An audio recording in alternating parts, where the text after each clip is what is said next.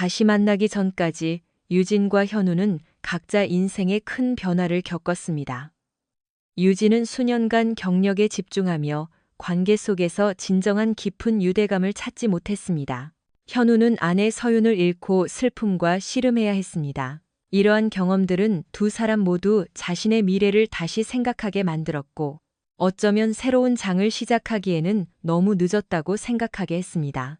그들의 가족은 수년간 친하게 지내왔습니다. 유진은 멀리서 현우를 흠모했고, 언니가 세상을 떠난 후 그와 더 많은 시간을 보냈습니다. 그들이 나눈 정서적 지지는 더 깊은 유대감으로 발전했습니다. 그들은 예상하지 못했지만 두 사람 모두 이 연결이 독특하고 위안이 된다고 느꼈습니다. 현우의 집으로 운전해 가면서 그들의 생각은 관계의 변화에 머물러 있었습니다. 예전으로 돌아가는 것은 선택 사항이 아니었고 두 사람 모두 원하지 않았습니다. 유진은 앞으로 나아가기를 간절히 바랐지만 현우는 망설이면서도 마찬가지로 단호했습니다. 유일하게 남은 질문은 언제 그들의 새로운 관계에 대해 다른 사람들에게 말할 것인가였습니다. 들어와. 현우가 그의 집마당으로 차를 몰고 들어가며 말했습니다. 다른 사람들은 집에 없으니 우리는 편안하게 이야기할 수 있어. 저는 형사입니다. 박정수 경사입니다. 이쪽은 최필립 형사입니다. 저희는 4월 23일 당신 아내의 실종에 대해 논의하기 위해 왔습니다. 현우가 대답했습니다. 해양경찰과 충분히 이야기했다고 생각했는데요. 하지만 그 이후로 몇 가지 새로운 진전이 있었습니다. 예를 들어, 현우가 물었습니다. 이현우 씨, 아내와의 관계를 어떻게 설명하시겠습니까? 아주 좋았습니다. 우리는 18년 동안 결혼했고, 적어도 사고가 나기 전까지는 아무런 문제가 없었습니다. 결혼 생활에도 아무런 문제가 없었고요. 현우가 단호하게 말했습니다. 무슨 일이죠? 정수 경사가 물었습니다. 강민규라는 사람을 아십니까? 그 사람 전화번호를 알아야 하나요? 그는 상무입니다. 아내의 회사에서요. 그를 모른다는 게 확실합니까? 저는 그녀의 동료들을 모릅니다. 그녀는 강민규가 아니라 이진호 부장에게 보고합니다. 이곳은 순전히 업무 환경입니다. 이게 무슨 일이죠? 현우는 현우를 쳐다보며 뒤로 기댔습니다. 아내와 강민규 씨가 불륜 관계였다는 익명의 제보를 받았습니다. 전혀 모르셨습니까? 현우는 극도로 충격을 받은 듯 보였습니다. 믿을 수 없습니다. 이것이 그녀의 실종과 무슨 관련이 있습니까? 정수 경사가 계속했습니다. 저희는 그녀의 사무실에서 몇 사람을 인터뷰했고 몇몇은 강민규와 당신 아내 사이에 무언가 있다고 의심했습니다. 평소에는 서로 접촉할 일이 없었지만 소문은 계속되었습니다. 현우는 그들이 뜬 소문에 의존한다고 비난했지만 정수 경사는 계속했습니다. 저희는 강민규 씨도 인터뷰했고 약간의 압박을 가한 후 그들이 연인 관계였다고 인정했습니다. 현우는 망연자실한 표정을 지었습니다. 왜 그녀가 그랬는지 이해할 수 없습니다.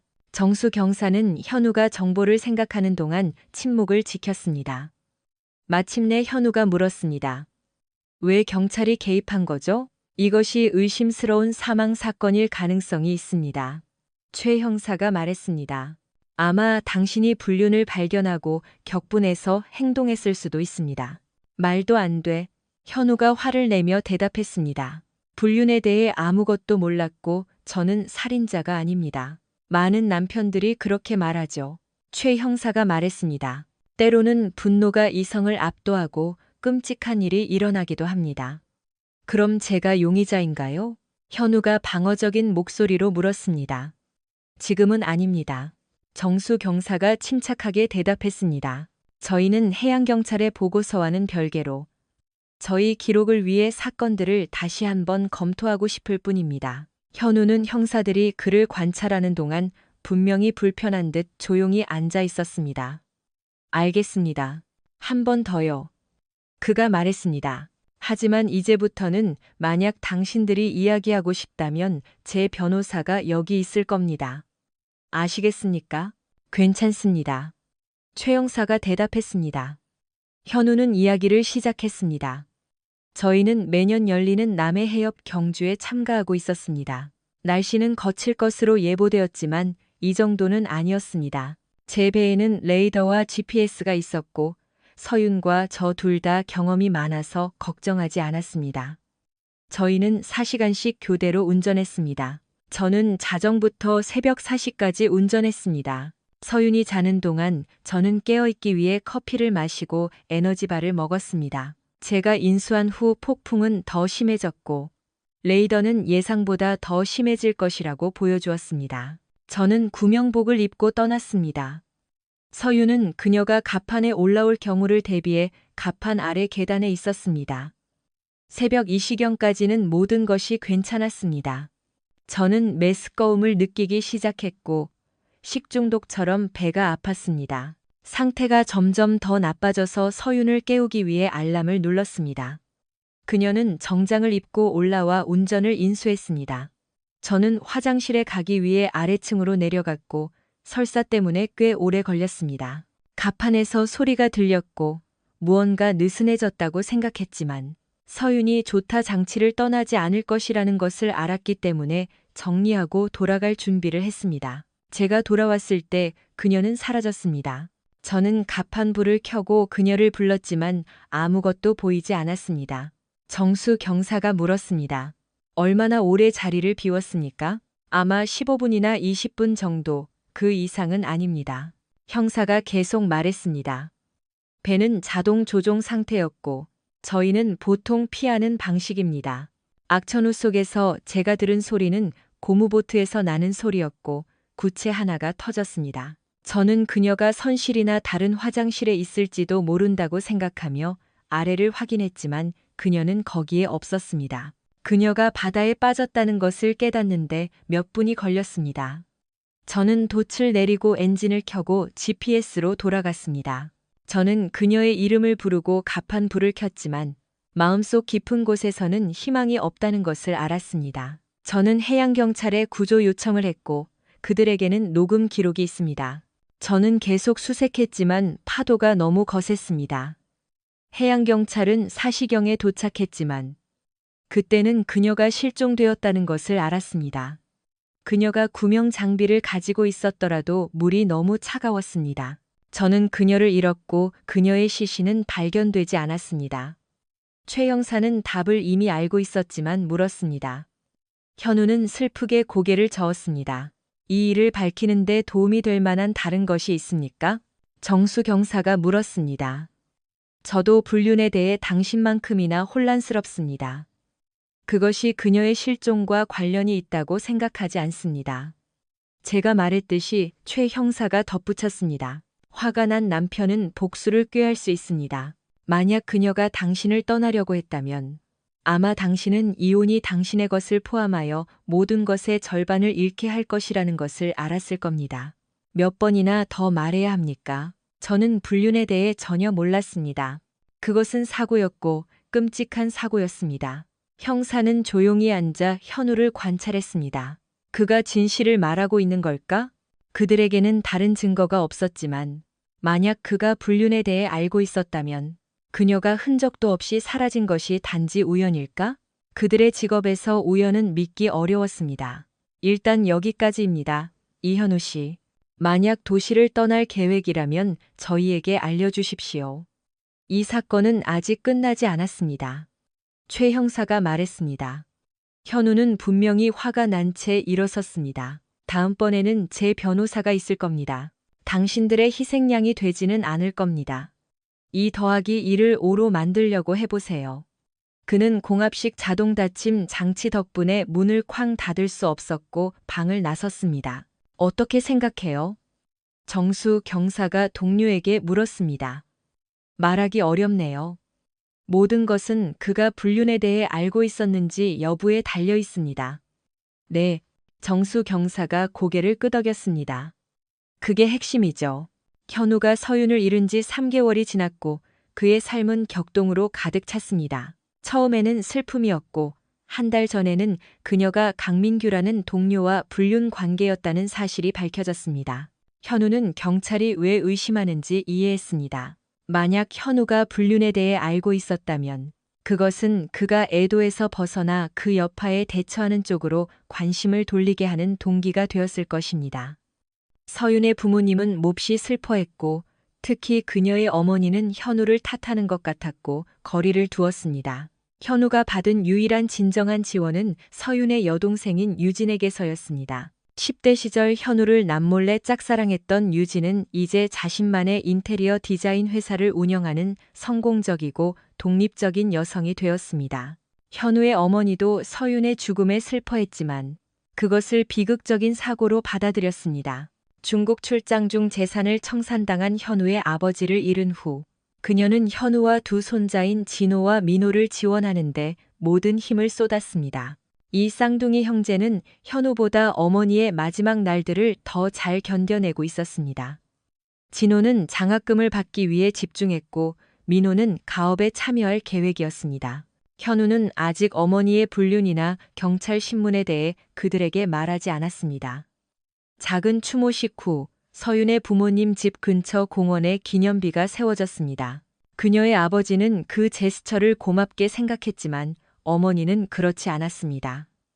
유진의 어머니는 현우에게 여전히 냉담했고 손자들에게만 애정을 보였습니다. 그녀는 주말에 현우를 자주 방문하여 그가 요트 타기로 돌아가도록 격려했지만 그는 사고 이후 배에 손을 대지 않았습니다.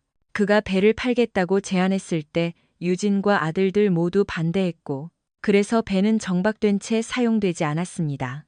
현우는 제약 및 화장품과 같은 산업을 위한 애완동물 용기 전문 회사인 현우 플라스틱에서 위안을 찾았습니다. 그의 아버지는 회사를 붐비는 음료 시장에서 벗어나게 했고 현우는 아버지의 경력을 이어받아 번창하는 사업을 유지했습니다. 그는 대학 시절 오랜 친구이자 현재 그의 영업 관리자인 박상진과 긴밀하게 협력했습니다. 두 사람 모두 회사의 방향에 대해 같은 생각을 가지고 있었고 일 밖에서도 좋은 친구였습니다. 비록 현우는 자신의 요트로 돌아가지 않았지만 그는 요트 클럽, 특히 식당과 바에서 위안을 찾았습니다. 그의 아버지는 클럽 회장을 지냈고 현우가 그 뒤를 이을 것으로 예상되었지만 서윤의 죽음이 그것을 미루었습니다. 하지만 그는 여전히 클럽에 가는 것을 즐겼습니다. 현우는 종종 아들들을 저녁 식사에 데려갔습니다. 긴 한 주를 보낸 후 7월 어느 금요일 저녁, 현우는 아들들을 초대했던 클럽에 들렀지만 민호는 다른 계획이 있어서 진호만 유진을 데리고 왔습니다. 안녕하세요, 아빠. 민호가 못 와서 유진 이모가 같이 와도 괜찮으시죠? 진호가 말했습니다. 현우 씨 아들에게 이모라고 부르지 말라고 좀 해주세요. 너무 늙어 보여요. 그녀가 말했습니다. 당신 의견을 존중합니다. 현우가 대답했습니다. 그럼 그냥 유진이라고 불러야 하나요? 진호가 물었습니다. 응, 아니면 자기야, 아니면 미인아. 현우가 농담했고 모두가 웃음을 터뜨렸습니다. 몇 달 만에 처음으로 현우는 자신이 웃는 것을 기억했습니다. 웃지 마, 진호야. 유진이 가볍게 툭 치며 말했습니다. 상황에 따라 유진이나 박여사라고 부를 수 있어. 진호는 어깨를 으쓱하고 아버지에게 씩 웃었고 그들은 모두 지난 3개월 동안 드물었던 즐거운 순간을 공유했습니다. 금요일 저녁 식당은 해산물 밤이었고 각자 다른 요리를 주문했습니다. 음식은 평소처럼 훌륭했고 디저트 트레이가 나올 때까지 분위기는 계속 즐거웠습니다. 유진과 현우는 아무것도 주문하지 않았지만 진호는 주문했습니다. 그들은 거대한 뉴욕 치즈케이크를 선택했고 웨이터는 재빨리 포크 3개를 가져와 그들이 함께 먹을 것이라고 짐작했습니다. 여기서 그만 먹어야겠어. 현우가 뒤로 기대며 농담했습니다. 130kg이 될 것 같아. 말도 안 돼. 유진이 대답했습니다. 아직도 멋져 보여요. 언니와 데이트할 때처럼요. 오, 누가 진호 아빠한테 반했나 봐. 조심해. 현우가 경고했습니다. 여기는 가족이지 내 10대들의 대화가 아니야. 진정해, 현우 씨. 유진이 말했습니다. 진호는 나를 상처 주려고 한 게 아니야. 그렇지, 진호야? 네, 죄송해요, 아빠. 진호가 걱정스럽게 말했습니다. 화 안 났어. 현우가 유진을 힐끗 보며 작게 말했습니다. 하지만 몇몇 주제는 공개적으로나 사적으로나 논의할 대상이 아니야. 분위기 망치는 사람. 유진이 씩 웃었습니다. 내 아들을 잘못된 길로 이끌지 마. 나는 그를 신사로 키우려고 노력하고 있어. 현우가 미소를 지으며 말했습니다. 그건 행운을 빌어야겠네요. 유진이 크게 웃었고 진호도 따라 웃었습니다. 커피가 나왔을 때 진호가 물었습니다. 아빠 유진 집에 데려다 줄 수 있어요? 30분 후에 약속이 있어요. 물론이지. 현우가 대답했습니다. 즐거운 시간 보내. 진호가 떠난 후 유진이 현우에게 몸을 돌렸습니다. 멋진 두 아들을 키우셨네요, 현우 씨. 정말 자랑스러우시겠어요. 자랑스럽지만 서윤도 많은 공을 세웠어요. 그녀가 그들을 이끌었죠. 그들은 곧 집을 떠날 텐데. 그럼 어떻게 할 건가요? 유진이 물었습니다. 모르겠어요. 아마 집을 줄이거나 그녀와 함께 살겠죠. 사고 이후로 배에 안 올라갔죠? 흥이 안 나요. 아들들이 당신과 함께 가고 싶어 하고 저도 그래요. 당신만큼이나 그 배를 사랑해요. 혼자는 가고 싶지 않아요. 유진. 아직 준비가 안 됐어요. 당신은 갈 필요 없어요. 제가 당신과 함께 선원이 될 수 있어요. 배를 잘 알아요. 아마 제가 바다로 몰고 나가야 할 것 같아요. 몇 달 동안 그냥 있었으니까요. 저기요, 현우 씨. 알아요. 유진이 미소를 지었습니다. 오늘 밤에 한번 해보는 건 어때요? 모든 것이 괜찮으면 함께 갈 수 있어요. 주말에. 현우는 대화가 어떻게 그렇게 빨리 진행되었는지 궁금해하며 망설였습니다. 제가 예의 바르게 행동할 거라고 믿을 수 있나요? 그가 씩 웃었습니다. 물론이죠. 그녀가 미소를 지었습니다. 진호가 맞았어요. 저는 14살 때부터 당신에게 반했어요. 알고 있었지만 당신은 결코 이용하지 않았고 그 후에는 결혼했죠. 당신은 결혼 서약을 진지하게 받아들였어요. 알 수 있었어요. 유진이 찻잔을 들여다보며 작게 말했습니다. 현우가 침묵을 깼습니다. 배 확인하러 가요. 알겠습니다. 그들은 부두로 가서 현우가 유진을 위해 문을 열어주었습니다. 그녀가 지나갈 때 그녀는 무심코 그를 스쳤습니다. 무심코가 아니었어. 현우는 그녀의 머리가 유진을 향하는 방향을 따라갔습니다. 그녀는 가족의 기둥이었고 맞는 남자를 찾지 못했다고 말하며 결혼한 적이 없었습니다. 서유는 종종 그녀가 충분히 열심히 찾지 않았다고 놀렸습니다. 유진은 27세에 시작하여 33세에 확고히 자리 잡고 번창하는 성공적인 인테리어 디자인 사업을 구축했습니다. 서유는 날씬하고 키가 크며 항상 단정했지만 지나치게 화려하지는 않았습니다. 그녀는 회계사였지만 쌍둥이를 낳았을 때 집에 있었습니다. 아이들이 13살이 되자 그녀는 샘플 앤 리드의 옛 직장으로 돌아갔고 만족스러워 보였습니다.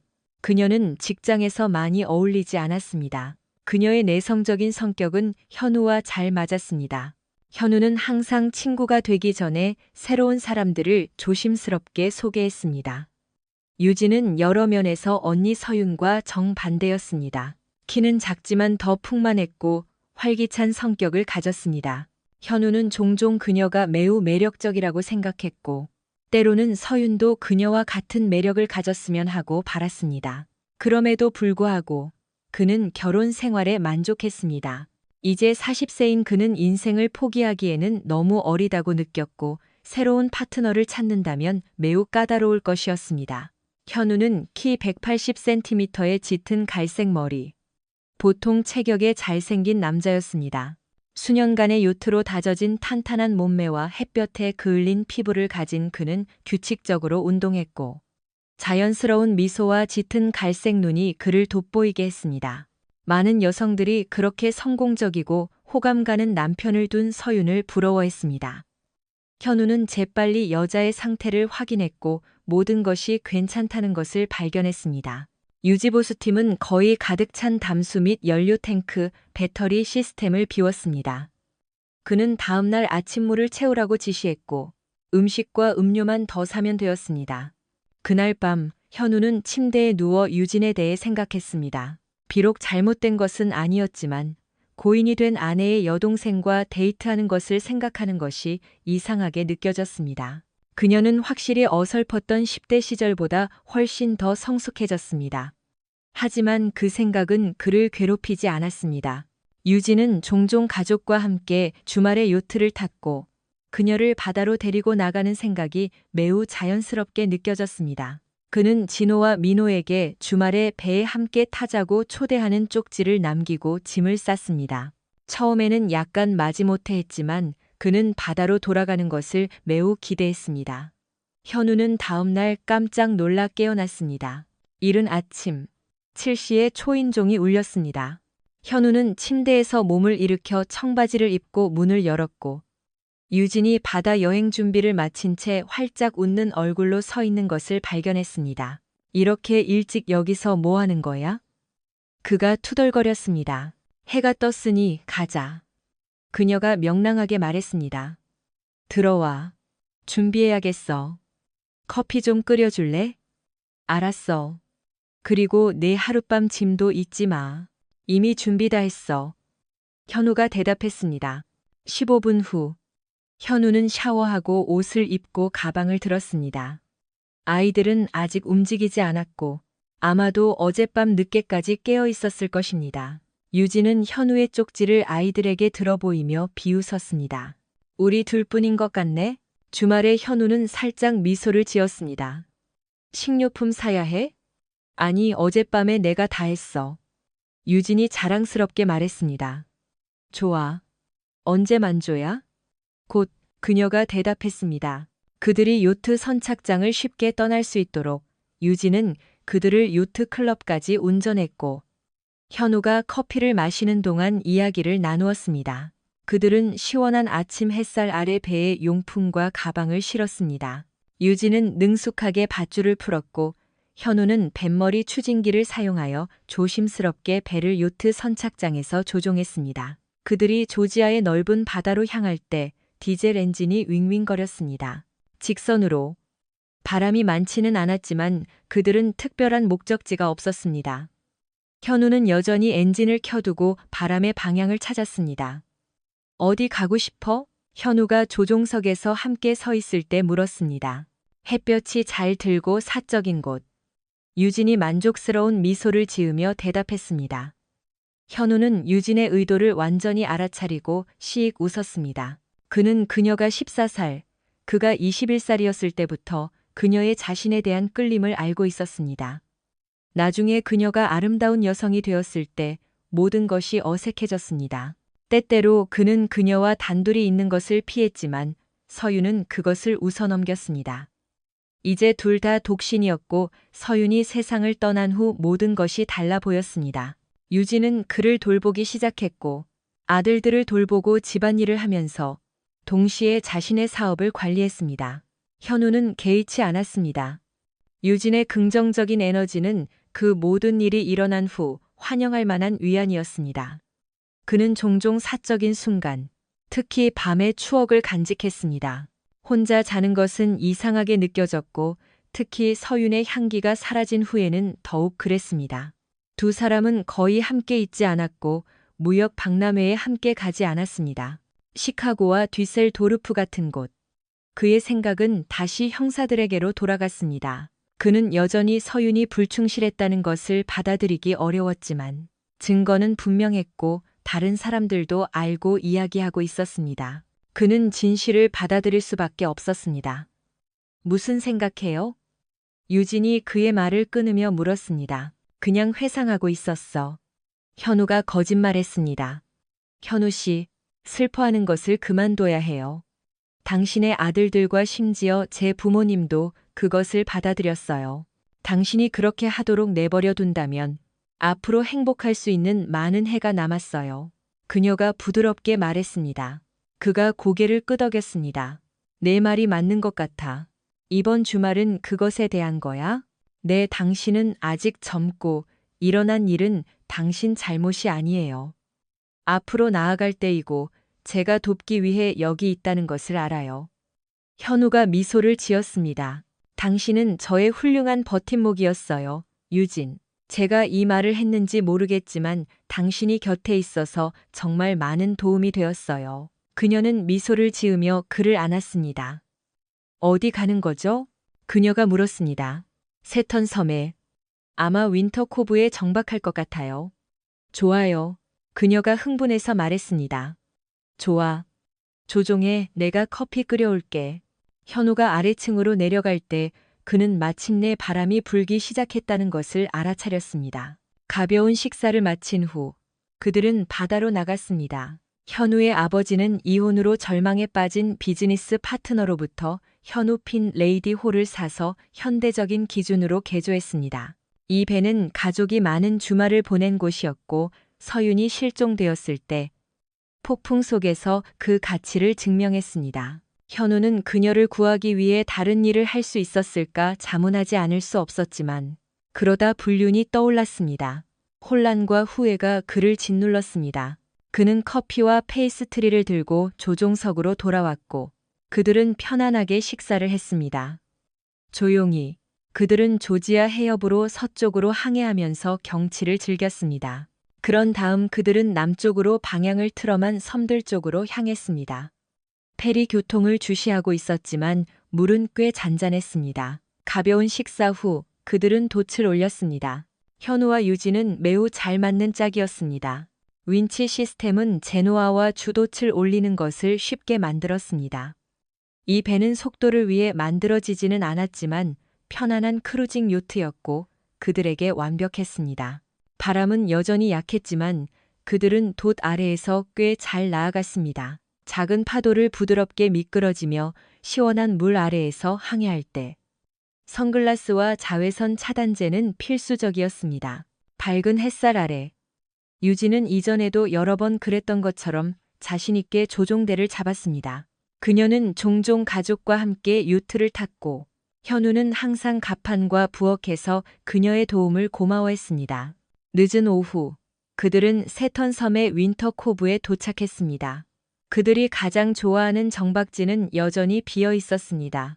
현우는 조심스럽게 배를 위치로 이동시켰고 유진은 그의 지시에 따라 큰을 조종했습니다. 많은 바람으로부터 보호되었고 그들은 저녁을 위해 편안하게 쉬었습니다.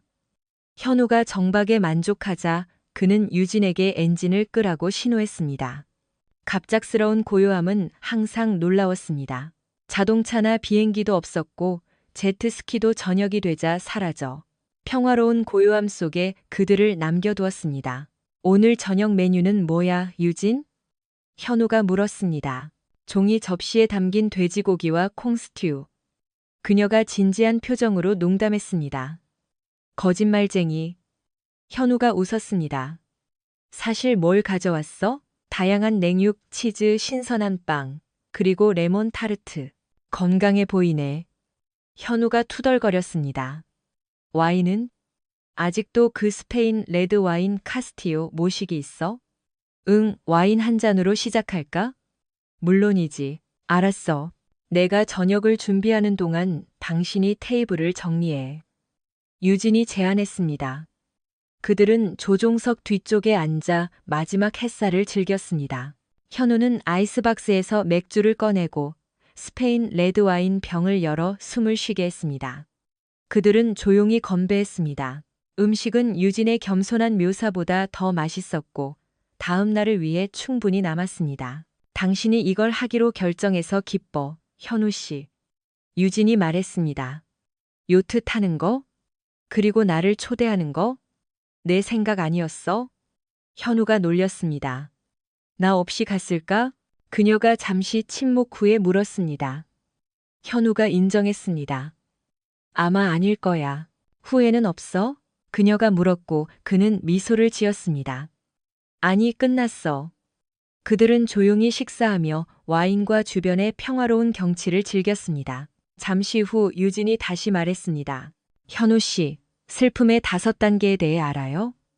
현우는 놀라서 그녀를 쳐다보았습니다. 응, 어렴풋이.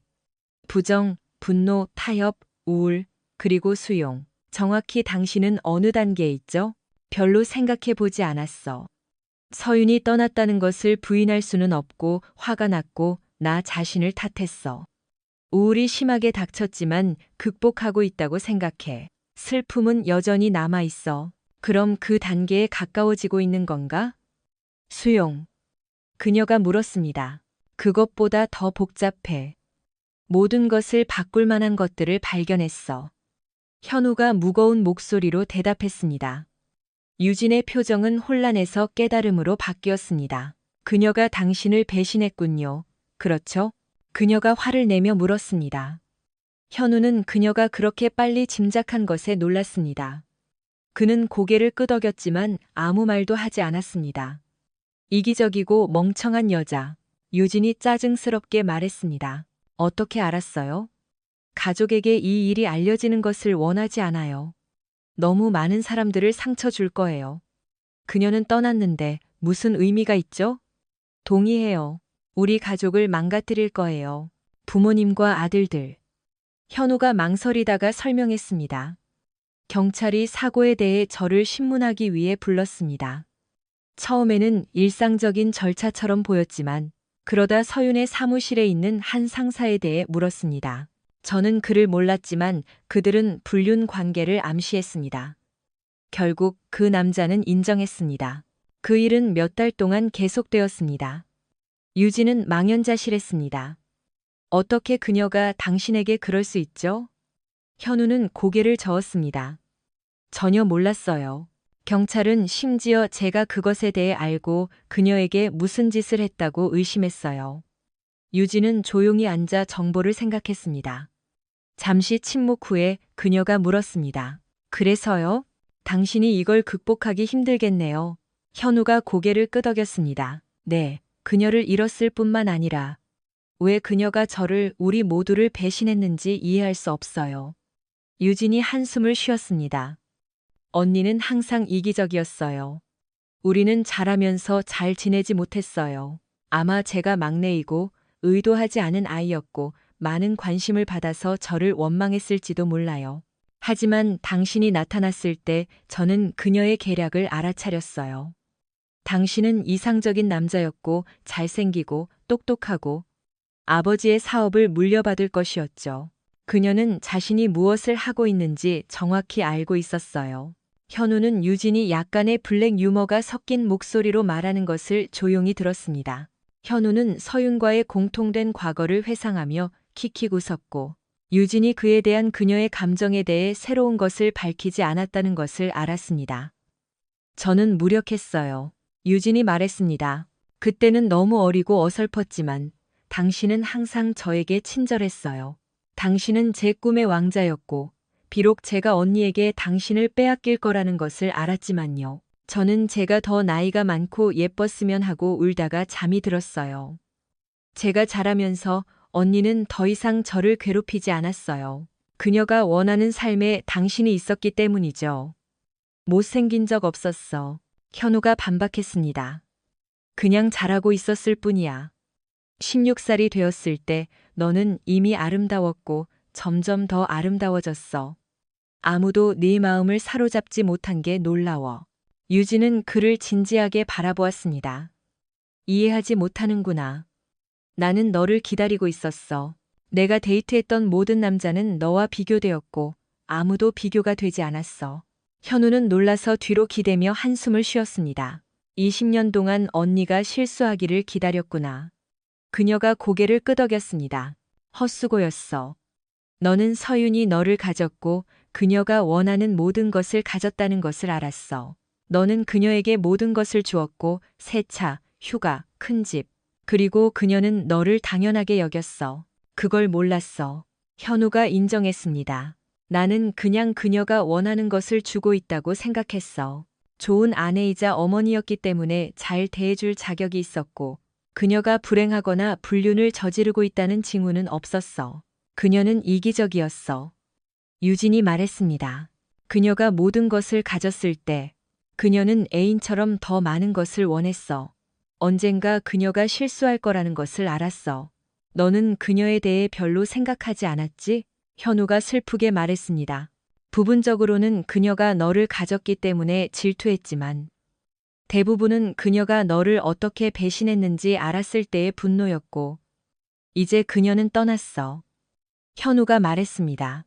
유진이 고개를 끄덕였습니다. 네, 그리고 저는 여전히 여기 있고 무엇을 해야 할지 모르겠어요. 현우가 한숨을 쉬었습니다. 미래에 대해 생각하기에는 너무 일러. 나는 너에게 끌리지만 내 결혼에 대해 믿었던 모든 것이 무너지고 있고 그게 나에게 영향을 미치고 있어. 이걸 해결하기 위해 치료가 필요할지도 몰라. 치료? 유진이 놀라서 물었습니다. 아마 아이들을 위해, 사업을 위해, 그리고 나 자신을 위해 내 삶을 안정시켜야 할 것 같아. 유진은 그를 꼭 껴안았습니다. 미안해, 현우 씨. 모든 것을 당신에게 쏟아내려고 한 건 아니었어. 이제 언니가 뭘 했는지 전혀 몰랐어. 당신에게 공간을 줄게. 오랫동안 기다렸으니 더 오래 기다릴 수 있어. 현우는 그녀를 꼭 껴안았고 그의 감정이 사랑인지 아니면 단지 혼란인지 확신할 수 없었습니다. 그는 답을 찾아야 했습니다. 어떤 결정을 내리기 전에 그들은 조용히 와인을 마셨고 멀리 떨어져 앉았지만 멀어지지는 않았습니다. 별들이 나타났고 현우는 하늘 위를 도는 위성들에 대해 생각했습니다. 항상 멀리서 지켜보고 있었습니다. 만의 고요함은 가끔씩 서울에서 들려오는 제트기 소리에만 깨졌습니다. 밤이 깊어지자 그들은 조종석을 단단히 닫고 아래층으로 내려갔습니다. 현우는 앞쪽 침실에서 잤고 유진은 뒤쪽 객실 중 하나를 선택했습니다. 배는 7명을 수용할 수 있었지만 최근 몇 년 동안은 거의 만석이 아니었습니다. 보통 현우, 서윤, 아이들, 그리고 가끔 유진만 있었습니다.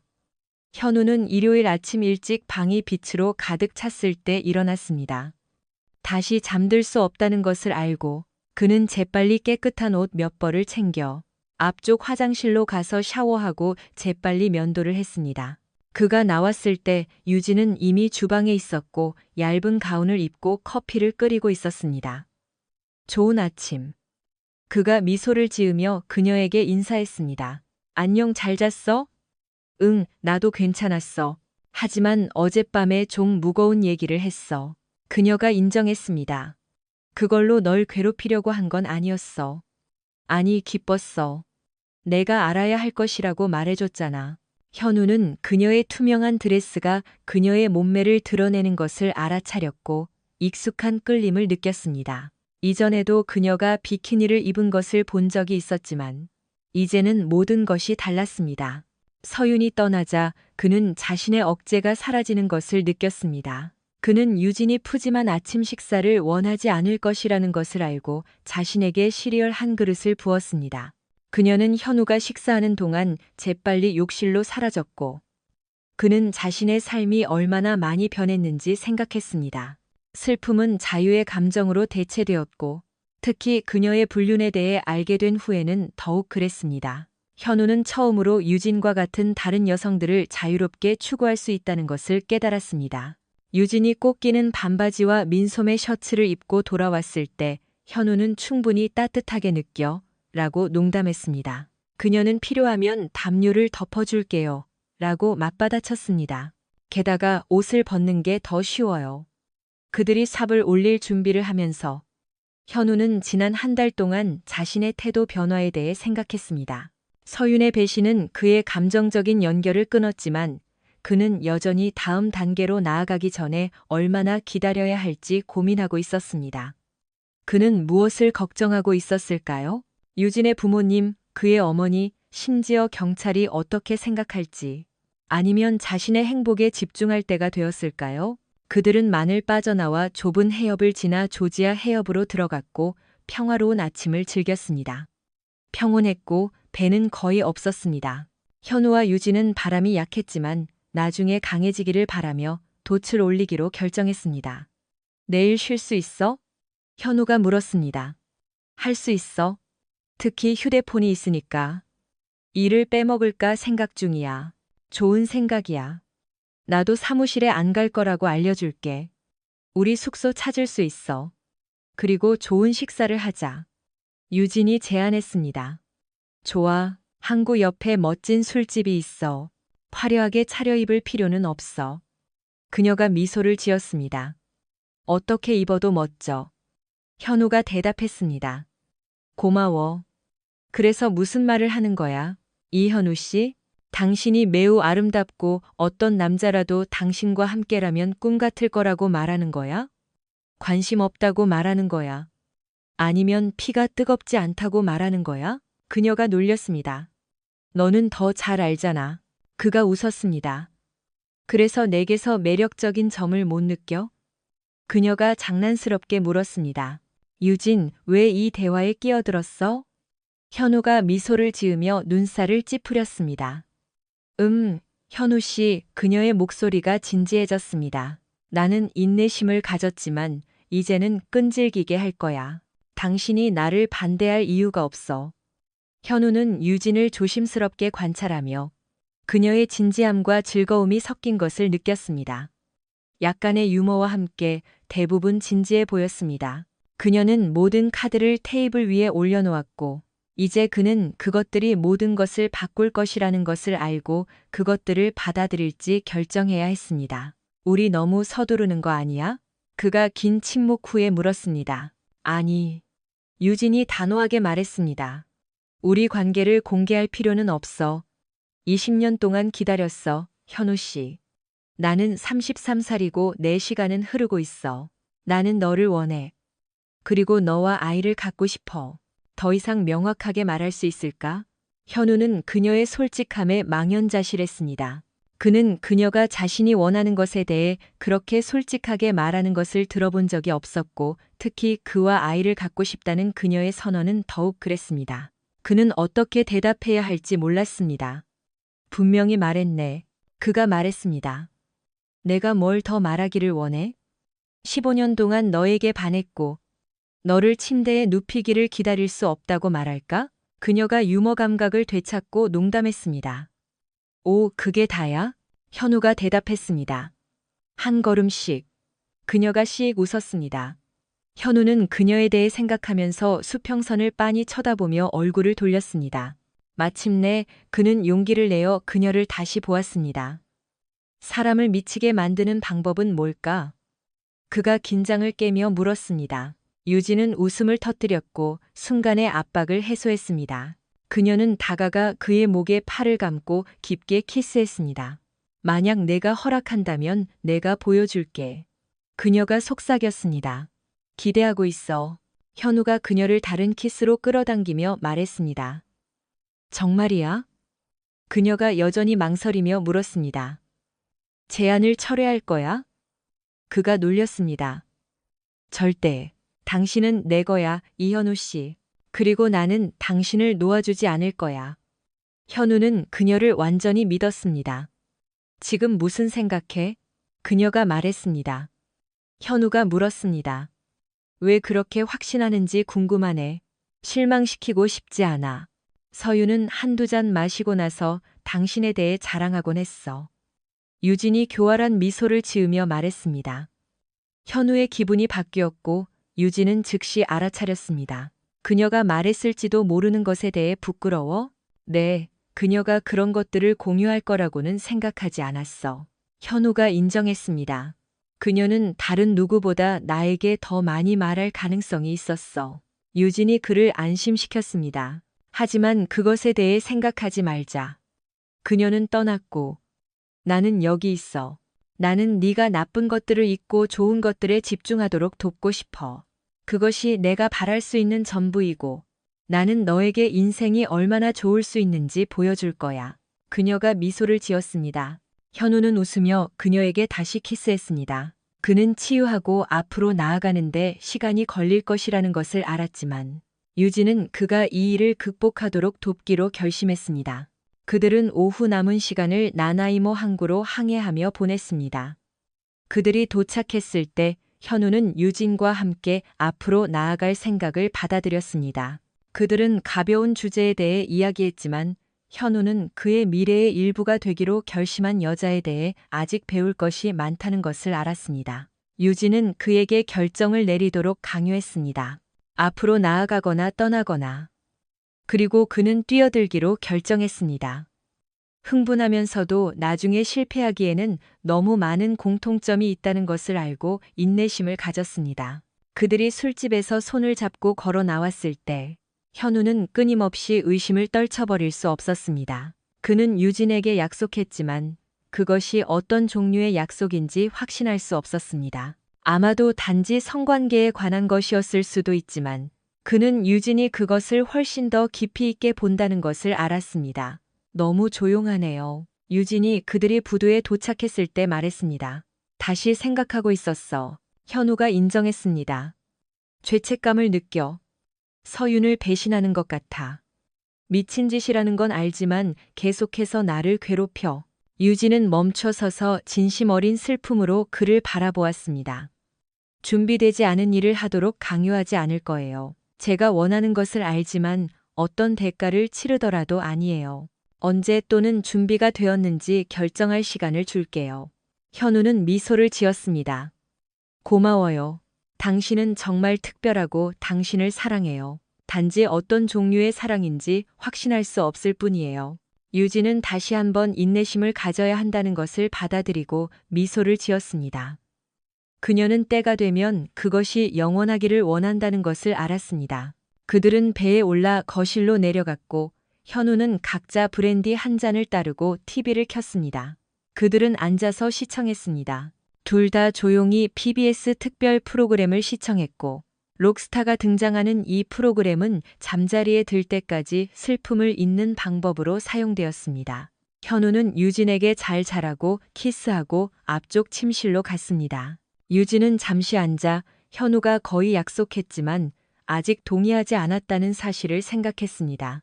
그녀는 오늘 밤 더 이상 밀어붙이면 모든 것을 망칠 수 있다는 것을 알았습니다. 하지만 그녀는 현우가 그녀의 삶의 일부가 되기를 원하지 않는다면 얼마나 더 기다릴 수 있을지 궁금했습니다. 그녀는 앞으로 나아가야 했습니다. 그동안 현우는 침대에서 잠 못 이루고 그들의 대화를 되돌아보았습니다. 그가 망설인 것은 두려움 때문이었을까요? 아니면 서윤의 배신이 의미하는 바에 대한 불확실성 때문이었을까요? 그 배신은 여전히 그를 괴롭혔고 그가 그녀를 불충실한 사람으로 보려고 노력했지만 그것은 그를 위로해주지 않았습니다. 그들의 한때 완벽했던 결혼 생활의 이미지는 산산조각 난 것처럼 보였습니다. 몇 시간 동안 잠 못 이루고 누워있다가 현우는 일어났습니다. 그는 불이 꺼져 있고 유진의 방문이 닫혀 있는 것을 알아차렸습니다. 그는 맥주 한 캔을 들고 헤드폰을 오디오 시스템에 연결하고 부드러운 음악이 그를 잠들게 했습니다. 그는 마침내 잠이 들었지만 그의 꿈은 생생했습니다. 유진의 눈물, 서윤의 향기, 부드럽고 오래 지속되는 키스가 그를 깜짝 놀라게 했습니다. 그가 눈을 떴을 때 유진은 그의 앞에 무릎을 꿇고 미소를 짓고 있었습니다. 그것은 그녀의 키스였고 그녀의 향기였습니다. 그는 눈을 비비고 헤드폰을 벗었습니다. 잠들었나 봐. 그가 중얼거렸습니다. 유진은 씩 웃으며 거의 다 마신 맥주병을 들어 올렸습니다. 잠이 들도록 마셨어? 그가 물었습니다. 몇 시야? 그가 물었습니다. 이 시쯤. 잠도 못 잤어. 현우는 고개를 저었습니다. 나도 마찬가지야. 아주 강렬한 꿈을 꿨어. 그녀가 말했습니다. 잠꼬대했어. 서유는 그런 말 한 적 없어. 현우가 대답했습니다. 유진은 더 가까이 몸을 기울였습니다. 내 잠속에서 울었어.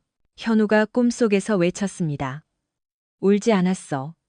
유진이 그를 안심시켰습니다. 꿈속에서였을 거야. 현우가 망설이다가 인정했습니다. 꿈속에서 널 상처 주고 싶지 않았어.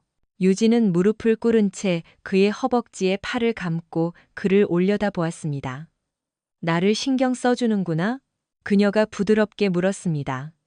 내가 신경 쓴다는 거 알잖아. 단지 그것이 그 이상인지 알아내려고 노력하고 있을 뿐이야. 잠시 침묵 후에 현우는 그녀의 눈을 보았습니다. 유진, 오늘 밤 나랑 같이 있어줄래? 그녀는 고개를 끄덕이고 그를 일으켜 세워 자신의 방으로 이끌었습니다. 그녀는 이것이 그녀가 기다려온 순간이라는 것을 알았습니다. 다음 날 아침, 현우는 유진의 몸이 자신에게 바짝 붙은 채 깨어났습니다. 그는 시계를 힐끗 보았고 8시가 넘었습니다. 그의 마음은 다시 전날 밤과 꿈으로 돌아갔습니다. 모든 것이 무슨 의미였을까? 그는 확신할 수 없었지만 한 가지는 분명했습니다. 그는 유진과 사랑을 나누었고 기분이 좋았습니다. 유진은 뒤척이며 미소를 지었습니다. 일어났어? 현우가 고개를 끄덕였습니다. 어젯밤에 대해 생각하고 있었어. 너에게 완벽했으면 했어. 완벽했어. 그녀가 만족스러운 하품을 하며 말했습니다. 이렇게 기분 좋았던 적은 없었어. 현우는 미소를 지었습니다. 이게 한 번으로 끝나는 일이 아니었으면 좋겠어. 그럴 수 없어. 유진이 시익 웃었습니다. 정말 내가 괜찮을 거라고 생각해. 단 하룻밤만으로 현우는 한숨을 쉬었습니다. 모르겠어. 머리가 복잡해. 그녀는 팔로 그를 감싸고 더 가까이 끌어당겼습니다. 내가 모든 것을 더 좋게 만들어줄게, 현우 씨. 약속할게. 그가 그녀를 꼭 껴안았습니다. 믿어, 유진. 정말 믿어. 유진은 현우 뒤에 서서 그가 바람을 향해 소녀를 조종할 때 그의 허리에 팔을 감쌌습니다. 바람은 서쪽으로 방향을 틀었고 그들의 여정을 빠르게 했습니다. 조용한 월요일 아침이었고 강에는 교통량이 거의 없었습니다. 대부분의 사람들은 그날 쉴 형편이 아니었습니다. 유진이 어젯밤과 오늘 아침을 생각했을 때 그녀는 그들의 관계 변화에 놀랐습니다. 놀라움으로 시작된 것이 진정한 사랑으로 변했고 그녀가 기대했던 것 이상이었습니다. 현우와 사랑을 나누는 것은 완벽했고 그가 수년 동안 꿈꿔왔던 모든 것이라는 것을 확인해 주었습니다. 그와 함께 있는 것은 꿈이 이루어진 것 같았습니다. 그들은 반쯤 썰물 때 어부의 만에 도착했고 정박이 더 쉬워졌습니다. 유진은 재빨리 배를 묶었고 그들은 조용히 짐을 카트에 싣고 주차장으로 갔습니다. 현우의 집으로 돌아가는 길은 조용했고 두 사람 모두 일어난 일에 대해 생각에 잠겨 있었습니다. 그들의 관계는 변했고 이제는 달랐고 예전으로 돌아갈 수 없었습니다. 비록 큰 전환점이었지만 두 사람 모두 모든 것이 예전으로 돌아가는 것을 원하지 않았습니다. 그들이 현우의 집에 도착했을 때 그는 아들들이 집에 없을 것이라는 것을 알고 그녀를 안으로 초대했습니다. 가정부인 김 여사가 그들을 맞이했고 그들의 이른 귀환에 놀랐습니다. 현우와 유진은 사적인 이야기를 할 수 있도록 와인잔을 들고 현관으로 나갔습니다. 잠시 망설인 후 현우는 마침내 물었습니다. 그래서 다음은 뭐야? 아들들이나 우리 부모님에게 말하기에는 너무 이른가? 유진은 생각했습니다. 아마도 잠시 동안은요. 누구에게든 서둘러 말할 필요는 없다고 생각해요. 우리는 아직 이 일에 익숙해지고 있고 서로에 대해 모르는 것이 너무 많아요. 현우가 미소를 지었습니다. 앞으로 나아가기는 어떻게 됐죠? 그녀가 가볍게 웃었습니다. 망설이는 게 아니에요. 너무 오랫동안 이걸 기다렸어요. 단지 누구도 특히 우리 부모님을 상처 주고 싶지 않을 뿐이에요. 우리가 너무 빨리 진행하고 있다고 생각할지도 몰라요. 아들들은요? 현우가 물었습니다. 이미 무언가 의심하고 있을지도 모른다고 생각해요. 저는 그들 옆에 있는 것이 편안하고 그들도 저와 함께 있는 것이 편안하다고 생각해요. 현우는 잠시 침묵 후에 생각에 잠긴 듯 보였습니다. 유진은 그의 손을 잡고 안심시키기 위해 살짝 쥐었지만 두 사람 모두 침묵을 지켰습니다. 그동안 김 여사는 부엌 창문에서 그들을 보며 미소를 지었습니다. 늦은 오후까지 그들은 당분간 관계를 비밀로 하기로 합의했습니다. 비록 현우는 그들이 3개월 동안 비밀을 지킬 수 있을지 의심했지만 그들은 기꺼이 시도했습니다. 모든 것이 순조롭게 진행되었습니다. 8월은 덥고 건조했고 현우와 유진은 매주 주말을 레이디호에서 요트를 타며 보냈습니다. 아이들은 별로 관심이 없었고 항상 참여하지 않을 이유를 찾았고 현우는 그것에 안도했습니다. 그리고 유진, 아들들이 학교로 돌아갔을 때 그들이 누렸던 사생활. 현우에게는 크게 변한 것이 없었습니다. 그는 그들이 대부분의 밤에 집에 있을 것이라는 사실에 기뻤습니다. 서윤이 세상을 떠난 후의 혼란은 4월부터 6월까지의 달을 뒤덮었습니다. 여름 동안 진호는 장학금 시험을 위해 공부하면서 여자친구와 시간을 보냈고 민호는 현우 플라스틱의 품질 관리 부서에서 일했습니다. 현우는 자신의 일로 바빴지만 매일 유진에 대해 생각했고 함께 보낼 주말을 간절히 기다렸습니다. 그는 그녀에 대한 자신의 사랑에 대해 점점 더 확신하게 되었습니다.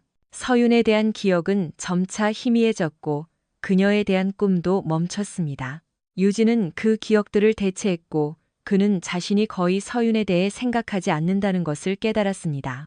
하지만 9월 1일 현우는 가족 변호사인 최 변호사로부터 전화를 받았습니다. 안녕하세요, 현우 씨. 오랜만입니다. 어떻게 지내세요? 최 변호사가 물었습니다. 잘 지내요. 무슨 일이시죠? 현우가 대답했습니다. 서윤의 유언장에 대해 논의하기 위해 왜 오지 않았는지 묻고 싶었습니다. 아마 더 일찍 전화했어야 했는데 서두를 필요가 없는 것 같았어요. 그녀의 유언장에 대해서는 생각하지 않았어요. 그녀는 공식적으로 사망 선고를 받지 않았어요. 하지만 그녀는 여전히 실종 상태이고 익사한 것으로 추정됩니다. 그건 사실이지만 우리는 여전히 유언장을 검토할 수 있습니다. 단지 즉시 실행할 수는 없을 뿐입니다. 다시 검토하고 그녀의 유산에서 몇 가지 미해결 문제를 해결하기 위해 일정을 잡죠? 금요일 정오 전에요. 알겠습니다. 현우가 동의했습니다. 금요일에 현우는 최 변호사의 사무실에 도착했고 그들은 점심을 먹으러 갔습니다. 식사 중에 그들은 이야기를 나누었고 현우는 유진과 함께 보낸 시간과 그녀가 서윤이 세상을 떠난 후의 슬픔을 극복하는데 어떻게 도움을 주었는지에 대해 이야기했습니다. 최 변호사는 아들들의 안부를 물었고 현우는 그들이 괜찮다고 안심시켰습니다. 학교에서 식사를 마치는 동안 최 변호사는 만남의 주요 주제로 돌아섰습니다. 현우 씨, 서윤이 실종되기 불과 2주 전에 그녀의 유언장에 무언가를 추가했다는 것을 알고 있었나요? 최 변호사가 물었습니다. 아니요, 몰랐어요. 무엇을 추가했죠? 그녀는 당신에게 봉인된 편지를 남겼습니다. 유언장의 내용은 변하지 않았지만 이 편지를 추가했습니다. 당신은 이미 유언장 사본을 가지고 있으니 원한다면 지금 이 편지를 읽을 수 있습니다. 현우는 놀랐습니다. 그리고 이것이 사고 직전에 일어났다고요? 네, 3월 29일에 그녀가 실종되기 3주도 채 안 되었을 때 그것이 무엇에 관한 것인지 모르겠습니다. 당신 사무실로 돌아가서 거기서 읽겠습니다. 현우가 제안했습니다. 최 변호사는 동의했고 그들은 점심을 마치고 돌아왔습니다. 그들은 조용히 최 변호사의 사무실로 걸어갔습니다. 안으로 들어가자 최 변호사는 비서에게 방해하지 말라고 말하고 문을 닫았습니다. 그는 아버지로부터 물려받은 큰 체리나무 책상에 앉았고 노련한 변호사의 모습을 하고 있었습니다. 그는 서류철을 꺼내 책상 위에 놓고 열었습니다. 안에는 원본 유언장, 크림색 봉투, 그리고 몇 가지 다른 서류가 있었습니다. 당신과 서윤이 그것을 제출한 이후로 유언장에 아무런 변화가 없습니다. 아마 집에나 금고에 사본이 있을 겁니다. 최 변호사가 물었습니다. 네, 둘 다 있습니다. 좋습니다. 이 봉투만 남았네요. 안에 뭐가 있는지 모르니 혼자 읽고 싶으면 제가 나가겠습니다. 고맙습니다. 현우가 최 변호사가 방을 나가면서 문을 조용히 닫자 대답했습니다. 현우는 봉투를 빤히 쳐다보았고 앞면에는 서윤의 익숙한 필체로 그의 이름이 적혀 있었습니다. 그는 안에 무엇이 있는지 읽어야 할지 망설였지만 호기심이 이겼습니다. 그는 편지칼로 봉투를 열었고 서윤의 깔끔한 필체로 쓰인 몇 장의 종이를 발견했습니다. 그는 읽기 시작하면서 배가 뭉치는 것을 느꼈습니다. 가장 사랑하는 현우 씨에게. 당신이 이 글을 읽을 때쯤이면 저는 이미 떠났을 겁니다. 제가 초래한 고통에 대해 사과하지만 이유를 설명해야 합니다. 올해 초 저는 난소암 진단을 받았습니다. 의사는 솔직했고 제 생존 확률은 5분의 1에 불과했습니다. 저는 치료를 받지 않기로 이기적인 결정을 내렸습니다. 화학요법, 방사선 치료 또는 다른 사람들의 동정을 견디고 싶지 않았습니다. 저는 암이 자연스럽게 진행되도록 내버려 두기로 선택했습니다. 저는 모든 것이 자연스럽게 진행되고 제 방식대로 끝나기를 원했습니다. 저는 이 사실을 당신과 모든 사람에게 숨겼고 아무도 의심하지 않기를 바랐습니다. 저는 다른 방식으로도 이기적이었습니다. 진단을 받기 얼마 전에 저는 불륜 관계를 시작했습니다. 누구와인지는 중요하지 않고, 아니요, 당신은 그를 모릅니다. 저는 금지된 것에 스릴을 느끼고 싶어서 그렇게 했습니다. 이기적이었고 후회합니다. 빨리 끝낼 수 있을 거라고 생각했지만 계속되었습니다. 그를 당신과 비교했을 때 그는 모든 면에서 부족했습니다. 가치가 없었지만 저는 제 자신을 위해 그렇게 했습니다. 저는 몇 주 동안 이 편지를 쓰려고 노력했습니다. 제게 남은 시간이 많지 않다는 것을 압니다. 아마 당신은 제 변화를 알아차렸을지도 모르지만 이대로 계속될 수는 없었습니다. 사랑해요, 현우 씨. 비록 때로는 그것을 표현하지 못했지만요. 이 편지를 우리 아들들이나 제 부모님과 공유하지 말아주세요. 부검이 끝나면 그들은 제 병에 대해 알게 될 겁니다. 당신은 이걸 이겨낼 거예요, 현우 씨. 그리고 당신을 저보다 훨씬 더 사랑하는 사람이 있습니다. 그녀는 처음부터 당신을 사랑했고 제가 그녀에게 했던 것처럼 결코 당신을 상처 주지 않을 겁니다. 당신은 진정한 행복을 찾을 겁니다. 자신과 우리 가족을 잘 돌봐주세요. 아들들아, 엄마의 사랑, 안녕, 서윤. 현우는 편지를 내려놓았고 눈물이 얼굴 위로 흘러내렸습니다. 편지는 그의 모든 질문에 답해 주었습니다. 그는 거의 서윤이 다른 여자에게서 내려와 그녀의 고통을 끝내는 것을 상상할 수 있었습니다. 그는 그녀의 고백에 압도되어 얼마나 오래 앉아 있었는지 몰랐습니다. 부드러운 노크 소리가 마침내 그의 몽롱한 상태를 깨뜨렸습니다. 들어와. 현우가 눈물을 닦으며 말했고 최 변호사는 걱정스러운 표정으로 들어왔습니다. 괜찮아요. 최 변호사가 부드럽게 물었습니다. 모르겠어요. 현우가 의자에 몸을 맡기며 대답했습니다. 편지, 고백이었어요. 서유는 말기암이었어요. 그리고 그녀는 자신의 목숨을 끊을 계획이었어요. 아무에게도 말하지 않았어요. 하지만 그 이상이 있었죠. 최 변호사가 현우 쪽으로 몸을 기울이며 편지를 건네주며 물었습니다. 최 변호사는 조용히 그것을 읽었고 그 폭로를 받아들이면서 눈이 커졌습니다. 다 읽고 나서 그는 믿을 수 없다는 듯이 고개를 저었습니다. 상상도 못했어요. 최 변호사가 말을 잇지 못했습니다. 현우 씨, 저도 이것을 말했어야 했어요. 서윤이 실종된 지 2달 후에 경찰이 저를 불렀습니다. 그때 그녀의 불륜에 대해 알게 되었어요. 그들은 제가 그녀가 관계를 맺고 있던 남자를 아는지 물었습니다. 제가 모른다고 했을 때 그들은 그가 불륜을 인정했다고 말했고 제가 그녀를 해칠 동기가 있을 수 있다고 암시했습니다. 현우는 충격을 받았고 저는 아무것도 모른다고 부인했습니다. 물론 그들은 저를 풀어주었고 그 이후로 그들로부터 소식을 듣지 못했습니다. 전화했어야 했어. 현우, 그건 널 위험한 상황에 빠뜨렸어. 최 변호사가 말했습니다. 알고 있었어. 하지만 그들이 나를 기소할 거라고는 생각하지 않았어. 확신할 수 없어. 경찰은 때때로 사건을 구축하는 데 시간이 필요해. 지금 당장 행동해야 해. 내가 뭘 해야 하지? 현우가 이제 완전히 집중하며 물었습니다. 경찰에 가서 이 편지를 제출하자고 제안해. 서윤이 자살 의도가 있었다는 것을 보여주니까. 그들이 네가 가졌다고 생각하는 어떤 동기도 약화시킬 거야. 알겠어? 현우가 동의했습니다. 몇 달 동안 그들로부터 소식을 듣지 못했지만 내 지시를 따를게. 최 변호사는 경찰 본부에서 정수 경사와 최 형사와의 만남을 주선했습니다. 그들은 서윤의 필체 샘플과 함께 편지를 제출했습니다. 검토 후 경찰관은 서윤이 병으로 인해 자신의 죽음을 계획했다고 확신하는 것 같았습니다. 1시간 후 그들은 사건이 곧 종결될 것이라는 확신을 가지고 떠났습니다. 최 변호사는 사망 증명서를 신청하겠다고 약속했습니다. 말할 것이 많지 않았습니다. 서윤의 유언장에서 재산을 분배하는 것은 주로 보석, 옷, 그리고 자동차였습니다. 현우는 진호가 서울대학교에 통학하기 위해 차를 물려받고 보석은 아들의 미래 아내들을 위해 보관하기로 결정했습니다. 단, 서윤이 유진에게 남긴 다이아몬드 펜던트는 예외였습니다. 유진이 항상 이상하게 감탄했던 물건이었습니다. 편지는 현우가 과거를 마무리하는 데 도움을 주었습니다.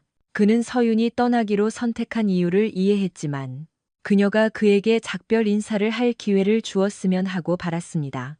그녀의 불륜에 대해서는 현우, 경찰, 최 변호사, 그리고 유진 사이의 비밀로 남을 것이었습니다. 그는 그녀가 알기를 원하지 않았습니다. 그것에 대한 기억은 현우가 집에 도착했을 때 더러워졌습니다. 그는 유진에게 전화를 걸었습니다. 여기 와줄 수 있어요? 보여주고 싶은 게 있어요. 물론이죠, 현우 씨.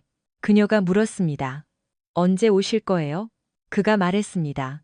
30분 안에 갈게요. 그가 대답했습니다. 김 여사님께 오늘 밤 외출한다고 알려드릴게요. 우리를 위해 뭔가 준비할게요. 유진이 따뜻한 목소리로 대답했습니다. 약속대로 현우는 유진의 집 앞에 자신의 아우디를 주차했습니다. 30분 후, 그가 앞문에 다가가자 그가 노크하기도 전에 문이 열렸고 미소 짓는 유진이 드러났습니다. 안녕하세요, 자기야. 그녀가 그의 목에 팔을 감고 키스하며 인사했습니다. 안녕. 그가 그녀를 놓아주며 대답했습니다.